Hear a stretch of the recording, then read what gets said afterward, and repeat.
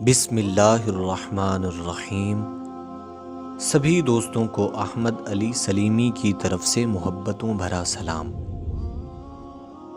دوستو، آپ دیکھ رہے ہیں ہمارا چینل احمد علی سلیمی۔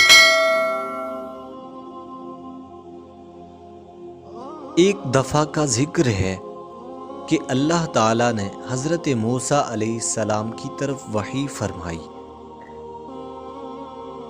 اور حکم دیا کہ سمندر کی طرف جاؤ، وہاں 3 کشتیاں ڈوبنے والی ہیں۔ حضرت موسیٰ علیہ السلام فوری حکم الہی کی تعمیل کرتے ہوئے سمندر کی جانب چل دیے۔ ساحل پرسکون تھا۔ بہت دور سے ایک کشتی آتی ہوئی دکھائی دی جو آہستہ آہستہ ساحل کی طرف بڑھ رہی تھی۔ ابھی وہ کنارے سے کچھ ہی فاصلے پر تھی کہ حضرت موسیٰ علیہ السلام نے آواز دی، اے کشتی والو، اللہ کا حکم آنے والا ہے، ذرا ہوشیار رہنا۔ انہوں نے جواب دیا، آپ جانتے ہیں کہ اللہ کے حکم کو کوئی بھی ٹال نہیں سکتا، ہم تو اس کے بندے ہیں جو کہ حکم الہی کے پابند ہیں۔ کشتی والے ابھی یہ بات کہہ ہی رہے تھے کہ اچانک ایک موج اٹھی اور کشتی ڈوبنے لگی۔ سوار اپنے آپ کو بچانے کی کوشش کرنے لگے۔ اتنے میں ایک اور زبردست موج آئی اور کشتی کو اپنے ساتھ بہا کر سمندر کی تہہ میں لے گئی۔ تھوڑی دیر میں ایک اور کشتی نظر آئی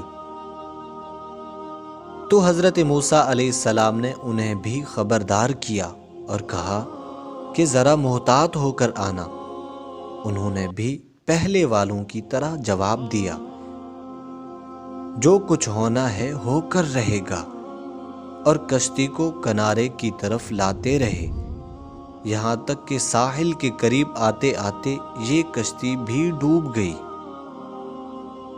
حضرت موسیٰ علیہ السلام اللہ کی حکمت کے بارے میں سوچوں میں محو تھے کہ انہیں ایک تیسری کشتی آتی ہوئی دکھائی دی۔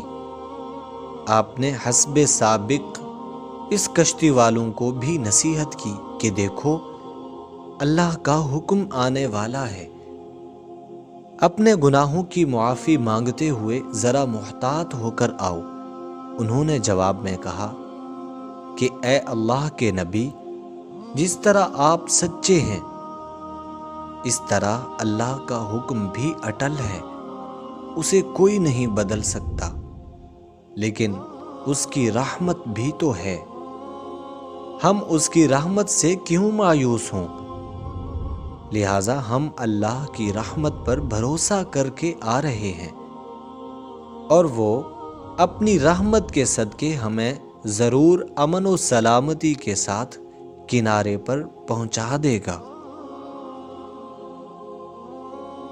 کشتی والوں کا یہ جواب سن کر حضرت موسیٰ علیہ السلام خاموش ہو گئے۔